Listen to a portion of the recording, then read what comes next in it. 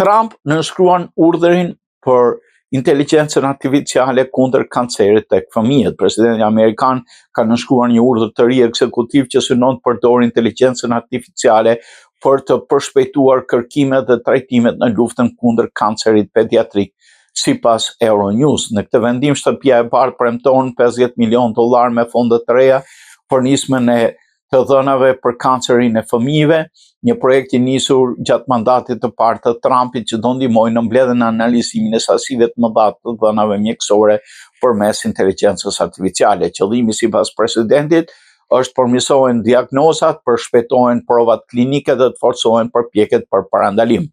Do ta lidhim inteligjencën artificiale me gjithë mjetet që kemi në dispozicion, deklaroi Trump gjatë një pritje në zyrën ovale.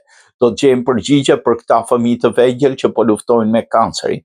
Disa janë tashmë më mirë, të tjerë do të shërohen shumë shpejt. Një pritje ishin pranishëm edhe fëmijë që kanë mbijetuar nga kanceri, prindër dhe mjek specialist. Presidenti Trump i përshëndeti ata me fjalë inkurajuese dhe tha se synon ta bëjë teknologjinë të arritshme për të gjithë. Zyrtarët e Shtëpisë së Bardhë nuk dan detaje mbi kompanitë apo platformat që do marrin pjesë në këtë projekt. Në nivel global, Organizata Botërore e Shëndetësisë vlerëson se rreth 400.000 fëmijë adoleshentë në 19 vjeç diagnostikohen çdo vit me forma të ndryshme të kancerit.